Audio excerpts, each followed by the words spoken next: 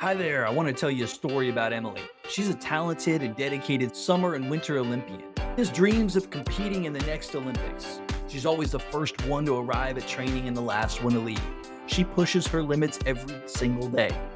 Physically, she's in top shape. But lately, something's been off. Despite her physical abilities, Emily's performances in competition have started to falter. She's been struggling with doubt and fear of failure.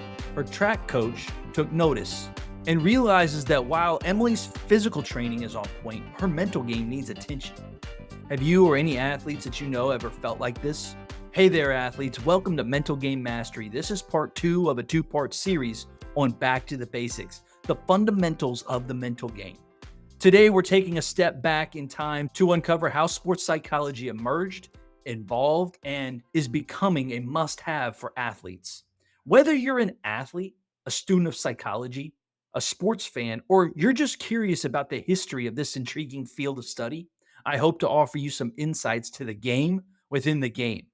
I'm always curious, and if I am going to put my trust in the strategies of a mental performance coach, I would like to know some history behind this field of study.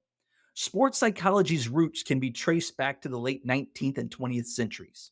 It began as a curiosity about the link between psychology and physical activity. One of the earliest figures was a guy by the name of Norman Triplett, who in 1898 conducted one of the first studies related to social facilitation in cyclists. His study was groundbreaking. He hypothesized that the mere presence of another competitor could enhance performance. His work was not just significant for sports psychology, but also contributed to social psychology, exploring how individuals' behavior is influenced by the presence of others. However, it wasn't until the 1920s that sports psychology started to form its identity. Coleman Griffith, often dubbed the father of American sports psychology, opened the first sports psychology lab at the University of Illinois in 1925. His work laid the groundwork for future research and application in the field of sports psychology. And let's fast forward to the mid 20th century. Sports psychology began to take shape as a recognized discipline. The 1950s and 60s saw a surge in interest, particularly in the Soviet Union and Eastern Europe, where sports psychology was used to enhance athletic performance, such as motivation, arousal, and focus. And this era marks the beginning of sports psychology's integration into athletic training programs. And as we move into the modern era, the 1970s onwards, sports psychology really began to flourish. It expanded beyond the realm of research labs and into the field where mental performance coaches worked directly with teams and athletes. This period also saw the development of key concepts like mental toughness, visualization, and biofeedback. The 80s and 90s further pushed the boundaries with sports psychology becoming more mainstream. And that's thanks in part to high profile athletes and coaches that advocated its benefits. And as we're seeing today, sports psychology is expanding far beyond just the elite athletes. It's becoming a crucial tool for athletes at all levels, aiming not just for peak performance, but also for a richer, more enjoyable sports experience. And this approach has paved the way for some of the most effective and widely used strategies in sports psychology today. Not just because it helps with sports performance, but because it helps with life performance. When I work with athletes on mental performance, it isn't sunshine and rainbows. Think positive and good things will happen. That's not sports and that's not life. Athletes, business professionals, people have real thoughts, real actions, and real emotions. And when I first stepped foot into a sports psychology classroom, I thought it was a bunch of mumbo jumbo. But that's not it at all. It's about equipping athletes with a set of tools that are as essential as their strength and conditioning program. And guess what? It's just as hard as your strength and conditioning program. Most of my athletes, when we first start with visualization, are thinking, what is this? But it takes practice. So we do a little, a lot, and not a lot, a little. We work with static visualization and kinesthetic visualization. These are two distinct methods, each with its own unique approach and benefits. And as my podcast evolves, I'm here to educate and democratize sports psychology concepts and strategies. If you're an athlete, or know an athlete. Hopefully, what you hear spurs some curiosity for you to do some of your own research. But mental imagery, visualization, or as I like to call them, mental reps, go beyond just seeing success. It involves feeling and experiencing the moment, preparing the mind for what's to come on your field of play. And how could I let an episode go by without mentioning goal setting? This type of goal setting isn't about, I just want to score X amount of points per game, or I want X amount of yards per game, or I want to bat 400. It's about setting clear, achievable targets within your process, which will provide a roadmap for you to channel your efforts effectively. I talk to athletes all the time about the pressure, the stress, the anxiety they feel. So we use techniques like relaxation, mindfulness, and breathing exercises.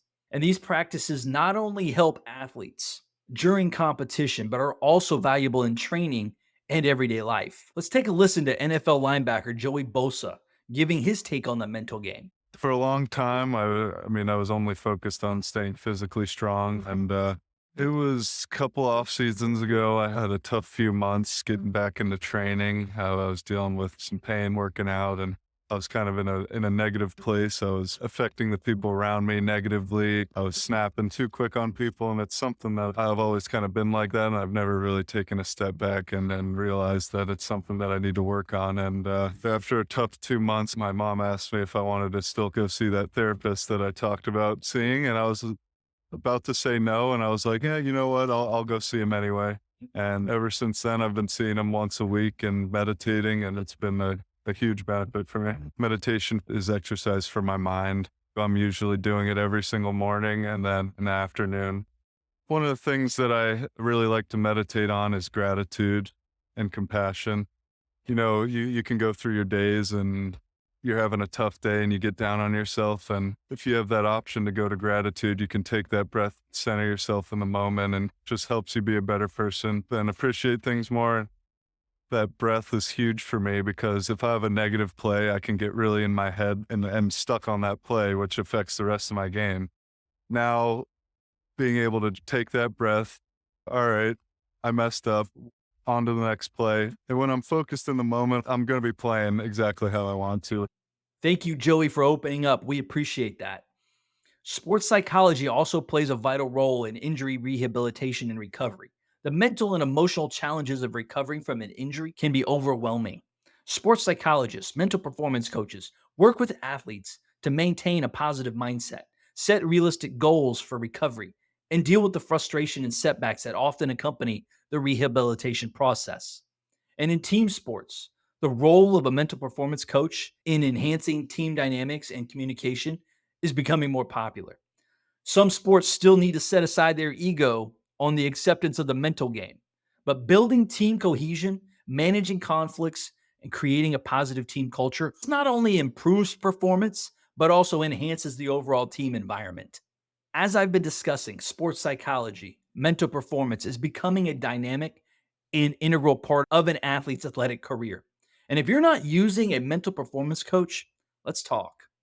Athletes and teams around the world are starting to embrace strategies to gain that edge. And success in sports is not just about your physical ability, but also your mental strength.